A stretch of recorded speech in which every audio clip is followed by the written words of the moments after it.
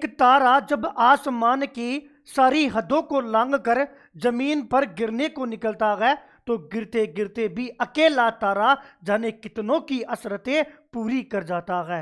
साथियों, प्रदेश में इन दिनों ओएमआर घोटाले को लेकर युवा बेरोजगार जो है वो काफी चिंतित है। क्या वर्तमान में भर्ती एजेंसियों में ओएमआर घोटाले जैसी क्रियाएं होती है?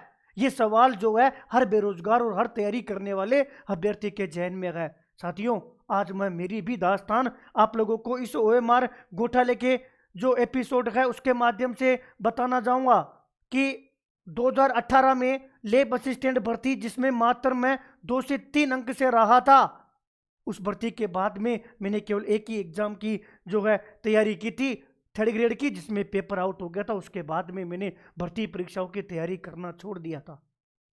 साथियों, आज मैं इस एपिसोड के माध्यम से आपके तमाम उन सवालों का जवाब देने का प्रयास करूंगा जो आपके लंबे समय से दिमाग में है कि क्या बैकडोर से ओएमआर एंट्री होती है तो फिर कैसे होती होगी और क्या प्रोसेस होता होगा और कैसे ये ओएमआर का आगे का जो कार्य है वो होता है। मैं 3 एपिसोड आपके माध्यम से शेयर करूंगा।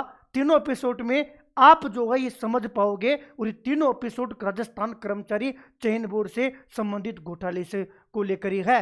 आज वर्तमान में चतुर्श्रेणी कर्मचारी भर्ती में घोटाला नहीं हुआ, भले ही आप अपना जो असफलता है उसका इसकी आड़ में ये कह सकते हो कि साहब घोटाला हुआ है, क्योंकि 21 लाख 21 लाख युवाओं का रिजल्ट आपके सामने है। उस रिजल्ट को आप एनालिसिस करोगे और जिनका चयन हुआ है उनसे बात करोगे तो आप कहीं ना कहीं ये फील कर पाओगे कि नहीं, जिन्होंने मेहनत की है उनका ही चयन हुआ है। लेकिन इस आड़ में क्या ओएमआर घोटाला नहीं होता, इस बात को भी नकारना गलत है। मैं आप तमाम साथियों से उम्मीद करूंगा कि आप इन तीनों एपिसोडों को पूरा देखोगे। देखने के बाद में आप ये समझ पाओगे कि किस प्रकार से ओएमआर घोटाला होता है। आज इस पहला एपिसोड है, हो सकता है कि आप लोगों को थोड़ा सा मैं इस वीडियो में ज़्यादा समय लूं, लेकिन आप लोगों की एक एक चीज़ें जो है वो मैं क्लियर करने का पूरा प्रयास करूंगा कि ये ओएमआर घोटाला, इसके माध्यम से ये हम पिछले 2 साल से इस लड़ाई को लड़ रहे हैं। जहां जहां मुझे अवसर मिला मैंने सरकार के सामने ये बात रखी है। हाँ, एसओजी में भी एफआईआर दर्ज हो रखी है, बात पुरानी है, लेकिन मैं उस पुराने समय से लेकर आज दिनांक तक आपको रिलेट करूंगा और आज दिनांक तक क्या चल रहा है वो भी मैं बताने की प्रयास करूंगा। और आपका सहयोग रहा ना तो ये जो सारे आरोपी है वो उन आरोपी का आप दर्शन भी करोगे और वो दिन दूर नहीं होगा जब सारे आरोपी जो है जेल की सलाखों में रहेंगे। ये एपिसोड मैं साथियों से जो है शुरू कर रहा हूं।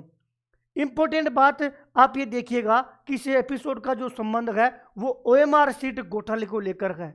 2018 में जब सरकार राजस्थान में चेंज हो गई थी, और ये सरकार की बात नहीं है कि बीजेपी कांग्रेस नहीं, मैं केवल और केवल युवा बेरोजगारों के साथ जो कुठाराघात हुआ है उस कुठाराघात की बात करूंगा। जो ओएमआर घोटाले को लेकर जिन गरीबों का हक छीना गया है ना, मैं केवल उस दर्द की बात करूंगा, केवल उस पीड़ा की बात करूंगा। सरकार चेंज हो गई थी लेकिन जो कर्मचारी थे, कुछ कर्मचारी बीजेपी के द्वारा लगाए गए थे, बाद में कांग्रेस सरकार के द्वारा हटाए भी नहीं गए थे। इसलिए मैं दोनों सरकारों में से किसी भी सरकार की यहाँ पर बात नहीं करूंगा, क्योंकि राजनीतिक बात नहीं है, न्याय की ये बात है कि जिस माँ के बेटे का जो हक किसी ने छीना है ना, उस हत्यारे का, उस अपराधी का, उस पापी का क्या हुआ, उसकी और मैं आपको लेके चलूंगा। इसलिए अगले एपिसोड में मैं आप लोगों को जहां जहां जो बातें बोल रहा हूं ना उसके समतुल्य की समकक्ष कि उस दौरान बोर्ड में कितने कर्मचारी थे, क्या क्या उन कर्मचारियों की प्रतिक्रिया रही, किसके पावर क्या, किसके पास क्या पावर थी और किसने कौन सी पावर लेने का प्रयास किया, वो सारी बातें मैं बताऊंगा। समकक्ष लेके चलूंगा कि किस प्रकार अध्यक्ष ने मेंबर को हटाया, किस प्रकार मेंबर की पावर खुद तक सीमित रखी, किस प्रकार सरकार को बार बार लेटर लिखा गया उस समय। आप आज इस एपिसोड के माध्यम से ये मानिए कि हम चल रहे हैं 2018 में। 2018 में कर्मचारी चयन बोर्ड में 3 भर्तियों का जो विज्ञापन है वो जारी होना था कि महिला पर्यवेक्षक, प्रयोगशाला सहायक और कृषि प्रयोगशक। ये तीनों जो भर्तियां हैं वो कब की है भैया? 2018 की तीनों भर्तियां हैं। होता यह है कि कोई भी सरकार जब भर्ती निकालती है तो ये होता है कि हम ये तीनों भर्तियां अर्थना संबंधित एजेंसी के पास जाती है, और इन तीनों भर्तियों की जो अर्थना है वो किसके पास थी? कर्मचारी चयन बोर्ड के पास। कब की बात है? 2018 की बात है। 3 भर्ती परीक्षाएं थी। नियम ये कहता है कि जब आपके पास अर्थना आती है, जब आप किसी भी भर्ती की एग्जाम करवाते हो तो जो पेपर एक्सपर्ट होते हैं उनके द्वारा आप पेपर का निर्माण करवाओगे, लेकिन उसके बाद में जो रिजल्ट बनता है उसको लेकर एक प्रोसेस होती है। जिस प्रकार आप कहते हो ना कि ठेका निकाला जाता है, उसी प्रकार एक निविदा निकाली जाती है कि हम जो है इन 3 एग्जाम है और इन 3 एग्जाम की निविदा निकाल रहे हैं। ये सारा जो काम है वो आरएसएसबी में एक जिम्मेदार जो पर्सन होता है उसकी देख रेख में होता है। ठीक उसी प्रकार इन तीनों भर्तियों की निविदा निकाली गई। हनुमान भैया, आपकी बातों पर हम भरोसा क्यों करेंगे कि आप बताने से पहले तो बताओ कि हम आपकी बातें सही है ये भी तो माने। इसलिए पहले मैं आपको ये और क्लियर कर देता हूं कि ये सारी जो बातें हैं ना, ये सारी बातें मैं एफआईआर नंबर 0958 कहाँ की थी, गोमती नगर लखनऊ यूपी की। कौन कौन सी धाराएं लगी, ये 6 धाराएं लगी और घटना कब की है, 15 अगस्त 2019 की। ये कहानी आपको आज समझ में नहीं आएगी, इसलिए मैं आपको यहीं तक सीमित रख रहा हूं कि आप पूरी बातें सुनोगे तो मैं उम्मीद करूंगा मैं समझाने में भी सफल रहूंगा और आप लोग समझने में भी सफल रहोगे। तीनों भर्तियों को लेकर के हम इनका पेपर, एक काम तो पेपर वालों ने पेपर वाला काम शुरू किया और कर्मचारी चयन बोर्ड में जिम्मेदार पर्सन जो थे उन जिम्मेदार पर्सन के द्वारा इन तीनों भर्तियों को लेकर कि इनका रिजल्ट भी तो बनवाएंगे, तो उसके लिए निविदा निकाल दी गई। और वो निविदा जब निकाली गई तो निविदा किसके नाम पर, या फिर जिसको बोलते हैं कि जिसको ठेका दे रहे हो ना, वो ठेका किसके नाम छूटा कि कौन करेगा, तो वो निविदा जो है वो किसको मिली, राघव, राघव नहीं है, याद रखना कि राघव लिमिटेड कंपनी, ये कंपनी थी कहाँ की, यूपी की एक कंपनी थी। उस कंपनी को ये निविदा जो है निकल जाती है, जारी हो जाती है, या यूं कहें कि ठेका इसको मिल जाता है कि राघव लिमिटेड कंपनी को ये काम मिल जाता है। अच्छा, ये कंपनी काम क्या करती थी, ये कंपनी काम करती है विभिन्न राज्यों में जो भर्ती परीक्षाएं होती है उन भर्ती परीक्षाओं का डाटा तैयार करना या डाटा एंट्री का और उसका रिजल्ट बनाना, कि यही लोग उस ओएमआर को स्कैन करेंगे, आंसर के अनुसार उसका रिजल्ट बनाएंगे, पूरा डाटा तैयार करेंगे और फिर से संबंधित एजेंसी है उसको देंगे। हाँ, काम जो होगा वो संबंधित एजेंसी में होगा, लेकिन काम करेगा कौन, ये कंपनी वाले। ये राघव लिमिटेड कंपनी को उन 3 भर्तियों का टेंडर मिला।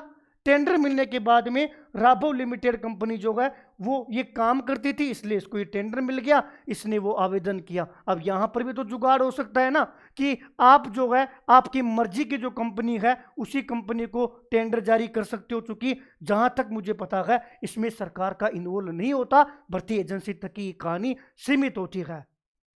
अब इस काम को करने के लिए कोई कंपनी है तो कंपनी के पास कितना स्टाफ चाहिए, कितने लोग चाहिए ना, ज्यादा लोग नहीं चाहिए। ये बात भी सोचने लायक है, केवल 2 व्यक्ति चाहिए।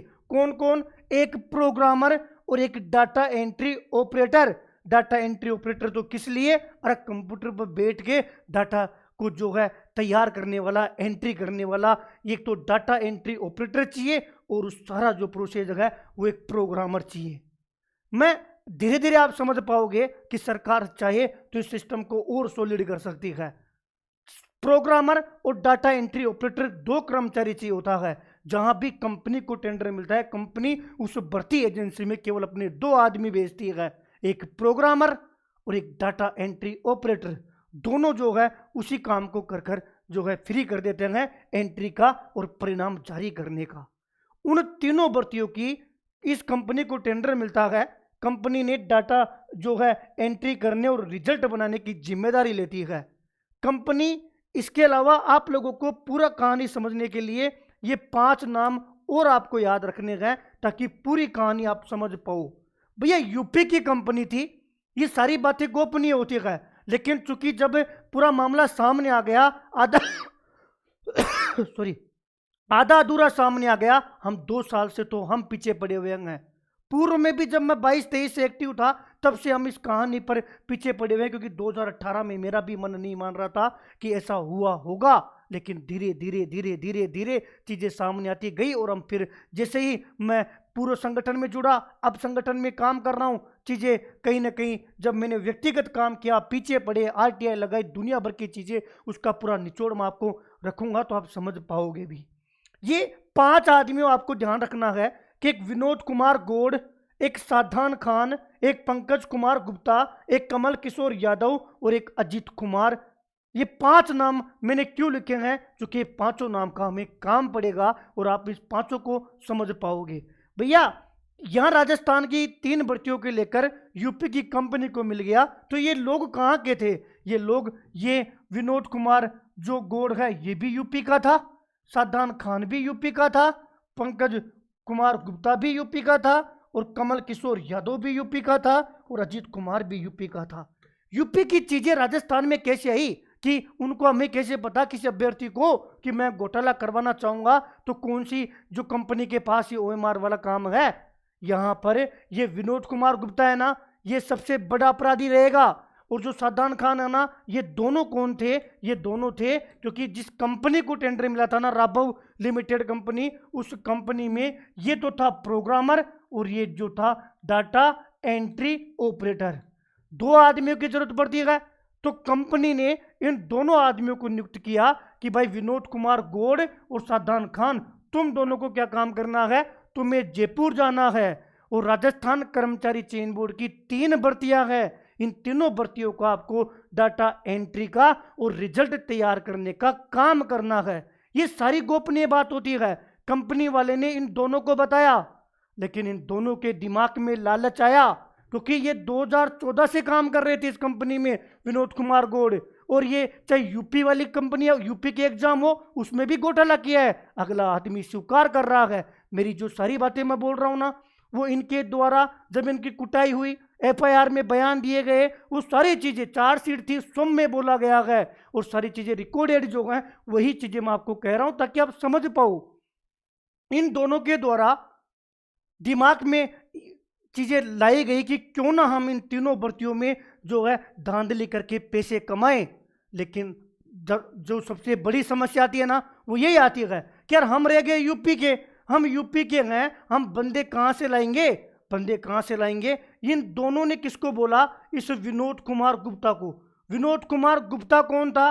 विनोद कुमार गुप्ता, सॉरी, इन दोनों ने किसको बोला? पंकज कुमार गुप्ता को। और पंकज कुमार गुप्ता कौन था? इस विनोद कुमार गौड़ जो है उसका मित्र था, घनिष्ठ मित्र था। इसने पंकज कुमार गुप्ता को ये बोला कि पंकज, हमें 3 भर्तियों का जो है हम डाटा एंट्री भी करेंगे और रिजल्ट भी बनाएंगे। अगर राजस्थान में कोई मिलने वाला हो ना, तो तू एक काम कर, हमारे लिए तू काम लेकर आ जा। 5 लाख रुपए हम एक बच्चे के लेंगे, ओएमआर भरवाने के, पूरा उसका रिजल्ट बना कर दे देंगे। कैसे करना है ये मैं तुम्हें बाद में बता दूंगा, लेकिन तू अभ्यर्थियों का जुगाड़ कर। इन दोनों ने पंकज को बोला। पंकज ने, कहते हैं कि हर आदमी का काश होता है कोई ना कोई, इस पंकज ने कमल को बोला क्योंकि कमल पंकज का दोस्त था, और इस कमल ने अजीत को बोला। अजीत किसका दोस्त था? कमल का था। लेकिन ये बातें यूपी तक ही घूम रही है, अभी यूपी में ही मामला घूम रहा है। लेकिन यहाँ से इन दोनों ने जो है अपना गेम शुरू कर दिया कि हमें जो है इस भर्ती में धांधली करनी है। साथियों, आगे बढ़ने से पहले मैं एक चीज और चाहूंगा कि आप लोग जो है घटना घटित के एक चीज और ध्यान रखें कि भैया इन दोनों का घनिष्ठ मित्र पंकज कुमार गुप्ता था। इन दोनों, पंकज ने वादे के अनुसार 18 अभ्यर्थी लाकर दिए। किनको?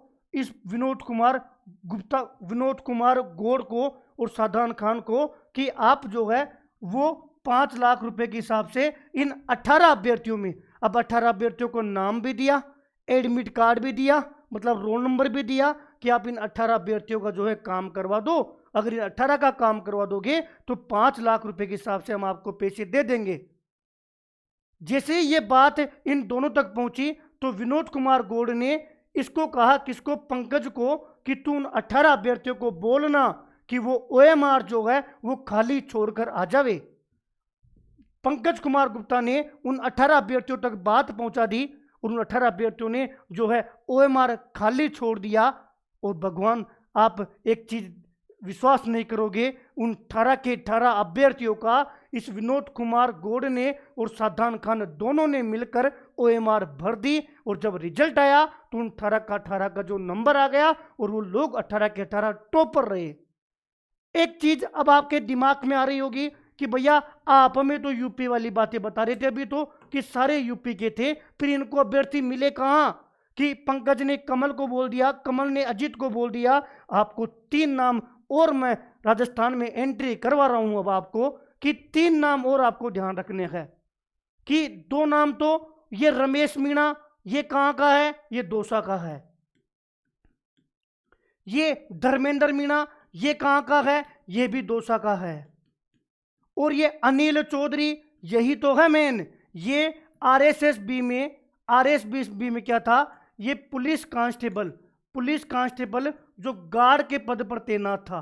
क्या था? इसके ऊपर मैं पूरा एपिसोड आपको शेयर करूंगा, एक अलग से एपिसोड शेयर करूंगा जिसमें आप समझ पाओगे। अभी केवल इतना समझो कि जब वो यूपी में बातें चल रही थी तो राजस्थान तक मामला कैसे आया। 3 नाम आपको ध्यान रखने हैं। अनिल चौधरी कर्मचारी चयन बोर्ड में पुलिस कांस्टेबल था और गार्ड की नौकरी करता था। रमेश मीणा, धर्मेंद्र मीणा दोनों दौसा जिले के थे। अब वो जिस अजीत की मैं बात कर रहा था ना अभी, कि भैया इस अजीत का क्या रोल है। पंकज कुमार गुप्ता ने 18 अभ्यर्थी इनको, विनोद को और सादान को दे दिए 5-5 लाख रुपए में। पंकज ने इस अपने अजीत मित्र अजीत को ये कहा था कि मुझे तू 8 लाख रुपए में अभ्यर्थी ला कर दे दे। कितने लाख रुपए में? 8 लाख। ये यहाँ 5 मांग रहे थे। पंकज के दिमाग में लालच आया कि एक अभ्यर्थी का 3 लाख रुपए मैं कमा लूंगा। पंकज ने कहा कि 8 लाख रुपए में अजीत भाई मुझे ला कर दे दे। अजीत ने अपने मित्र कमल को कहा, यहां तक तो सारे ये यूपी के थे, कमल के जितने भी रिश्तेदार राजस्थान में रहते थे। अब इस कमल जो है, कमल का जो कनेक्शन था वो पूर्वी राजस्थान में था और दौसा के 2 अभ्यर्थी कमल के हाथ लगे, एक रमेश मीणा और एक धर्मेंद्र मीणा। और इन दोनों से कमल ने क्या किए? वो 18 अभ्यर्थी ले लिए। वो 18 अभ्यर्थी लिए। 18 अभ्यर्थियों के इन्होंने 18 अभ्यर्थियों को सूचना पहुंचाई। 18 अभ्यर्थियों ने ओएमआर खाली छोड़ी, परीक्षा में बैठे और इस विनोद कुमार और साधान ने उनकी ओएमआर भर दी। कैसे? क्योंकि जब ओएमआर जो डाटा की एंट्री होती है, ओएमआर चेक होती है, तो कर्मचारी चयन बोर्ड ने इनको प्री आंसर की दी। उस प्री आंसर की के अनुसार इन दोनों ने आराम से उसकी ओएमआर भरी और 18 के 18 का चयन हो गया। इन 18 का क्या हुआ वो भी अपन अगले एपिसोड में बात करेंगे। भैया कुछ चीजें समझ में आई, कुछ चीजें हमारे और भी सवाल है। ये पूरा मामला सामने कब आया? सामने तब आया कि ये जब सारे पैसे लेकर 61.50 लाख रुपए इनको देने गए तो इस विनोद कुमार गौड़ के पास 25 लाख, सदान खान के पास 20 लाख, इस पंकज गुप्ता के पास 5.5 लाख और ये अजीत था उसके पास 6 लाख और इस कमल के पास 5 लाख के बैग थे। ये पैसे जब इनको देने गए तो कोई देवता स्वरूप कोई यूआईटीसी ने इनकी शिकायत की और इसके पीछे की कहानी भी मैं आपको अगले एपिसोड में बताऊंगा कि वो शिकायत कैसे गई। अभी मैं आपको समझाने की कोशिश कर रहा हूं। कंपनी मिली, कंपनी ने अपने कर्मचारी को कहा, कर्मचारियों ने अपने दोस्तों को कहा, दोस्तों ने रिश्तेदार ढूंढे, काम का एक डेमो हुआ, काम हो गया। ये चीजें तो अपने सामने आ गई। लेकिन इसके अलावा आप एक इनकी चाल देखिएगा, गेम देखिएगा। विनोद साधान से बात करता था फोन के ऊपर, या मैं ये कहूं कि व्हाट्सएप पर चैट करता था। साधान ने जो नंबर सेव कर रखे थे, इसके कर रखे थे विनोद सर ऑफिस के नाम से, विनोद सर ऑफिस के नाम से। यहां जो मोबाइल नंबर थे ना, वो इंपॉर्टेंट बात है क्योंकि केस हमें ही सोल्व करना है। साधान उसी मोबाइल नंबर से पंकज से बात करता था, पंकज उसी मोबाइल नंबर से अजीत से बात करता था, अजीत जो है वो उसी मोबाइल नंबर से कमल से बात करता था, और कमल जो है इसके पास 2 सिमें थी, कमल अलग अलग नंबर से धर्मेंद्र और रमेश से बात करता था। ये मैं नंबर की बात क्यों कह रहा हूं? ये बात इनके फोन से भी चेक की गई तो भी सही पाई गई, और जो इलेक्ट्रॉनिक जो सर्विलांस होता है उससे चेक की गई तो भी सही पाई गई। और उस समय इन्होंने ये चीज कबूल भी की, कि ये मोबाइल नंबर जो विनोद के मोबाइल नंबर, जिस मोबाइल नंबर से साधान से बात करता था, साधान उसी नंबर से इनसे बात करता था, और ये अपने राजस्थान में दौसा जिले में इनकी एंट्री हो गई। और यहां से केवल और केवल 18 अभ्यर्थियों का ये घोटाला हमारे सामने आया। साथियों, जैसे ही अदर स्टेट का मामला होता है तो फिर संबंधित जो स्टेट है उसके गृह विभाग से परमिशन ली जाती है इस मामले को रफा दफा करके, चूंकि इसमें कई जो नेता लोग थे उनके रिश्तेदार निकल गए, इस मामले को दबाने का पूरी तरीके से प्रयास किया गया। भैया धर्मेंद्र रमेश की तो आपने बात बता दी कि इन्होंने भी स्टूडेंट दिए, लेकिन उस अनिल चौधरी का क्या रोल है, उस अनिल चौधरी की बात भी मैं आप लोगों को अलग से पूरे एपिसोड में करूंगा। इस अनिल चौधरी से ये विनोद कुमार गौड़ क्या करता था, व्हाट्सएप पर बात करता था। व्हाट्सएप पे जो चैटिंग मिली है उसमें ये अनिल चौधरी इसको क्या भेज रहा है, अब रिजल्ट के बारे में बता रहा है, एडमिट कार्ड के बारे में बता रहा है, परीक्षाओं के बारे में बता रहा है, अभ्यर्थियों के रोल नंबर ओएमआर को आदान प्रदान कर रहा है, कभी सेंड कर रहा है, कभी प्राप्त कर रहा है, ये अनिल चौधरी। और उसमें इसके मोबाइल नंबर है, और ये मोबाइल नंबर है, और इस मोबाइल नंबर से ये पता लगाया जा सकता है कि ये सिम किसके नाम पे थी, ये सिम जो है किसके नाम पे थी, इस अनिल चौधरी के नाम पर थी। ये अनिल चौधरी से विनोद बात करता था। अनिल चौधरी कर्मचारी चयन बोर्ड में कांस्टेबल था। आज इनमें से सारे लोग बाहर हैं, कौन पकड़ा गया कौन नहीं पकड़ा गया, क्या ये अनिल चौधरी पकड़ा गया, नहीं तो क्यों क्यों इसको बचा लिया गया, उन 18 अभ्यर्थियों के साथ क्या रहा, ये कहानी तो धर्मेंद्र रमेश की कमल की थी। जब ये राजस्थान आ गए ना, कौन, ये विनोद और सादान, ये जयपुर में आए, एक होटल में रुके, वहां से कर्मचारी चयन बोर्ड आते थे, चेक करते थे, वापिस होटल में जाते थे। ये तो यूपी से जो इन्होंने सेटिंग की ना, उससे 18 अभ्यर्थी मिले जिनको इनको कबूल किया गया। जब वो 18 अभ्यर्थी इनको पैसे 18 अभ्यर्थियों का पैसा संबंधित लोग जब इनको देने गए, कहां पर, गोमती नगर, लखनऊ पूर्वी कमिश्नरेट यूपी। जब ये चीजें सामने आई, जब वहां पर ये एफआईआर दर्ज होती है और उस एफआईआर में ये सारी कहानी लिखी हुई है। जब ये जयपुर आकर इन्होंने क्या कांड किया, इस अनिल चौधरी ने कितने लोगों को लगाया, इसने क्या कांड किया, ये सारी बातें मैं आपको अगले एपिसोड में बताऊंगा। और उससे भी अगले एपिसोड में फिर मैं एक पूरा वीडियो आप लोगों को शेयर करूंगा, जिसमें मैं आपको यह भी बताऊंगा कि इसके समकक्ष कर्मचारी चयन बोर्ड में क्या क्या चल रहा था, अध्यक्ष कौन थे, मेंबर कौन थे, मेंबर हट गए तो दोबारा मेंबरों की नियुक्ति क्यों नहीं हुई, अध्यक्ष साहब ने अन्य मेंबरों की ताकत भी अपने पास लेने के लिए सरकार को लेटर क्यों लिखा, सारी कहानी समझाऊंगा। आज आपको मैं बता रहा हूं कि 2018 में ओएमआर घोटाला हुआ, 19 में ओएमआर घोटाला हुआ, 2020 में ओएमआर घोटाला हुआ। आज हम ये कह रहे हैं, हनुमान किसान की एक मांग है, मेरी एक आदत है, मैं रोने से ज्यादा भरोसा करता हूं कि जो विसंगतियां ना वो दूर हो। पहले तो गुजरात की तर्ज पर अभ्यर्थियों की ऑनलाइन ओएमआर आनी चाहिए, नहीं कह रहे कुछ घोटाला हुआ होगा, लेकिन ओएमआर ऑनलाइन आनी चाहिए, एक मांग तो हमारी यह है। और दूसरी मांग, ये जो मैं बता रहा हूं एपिसोडों के माध्यम से, इन सबको जेल होनी चाहिए। अगर ये गुनहगार है तो जेल होनी चाहिए, और ये गुनहगार नहीं है तो फिर ये जिन पुलिस वालों ने इनको पकड़ा है, इनकी जो छवि खराब हुई है, उन पुलिस वालों को बोलो कि इनसे माफी मांगे। अब हमें न्याय चाहिए, क्योंकि ये मैं बहुत 2 साल से पता कर बैठा हुआ था कि ये पीड़ा बहुत लंबी थी। इस एपिसोड के माध्यम से मैंने बहुत कुछ समझाने का आप लोगों को प्रयास किया है।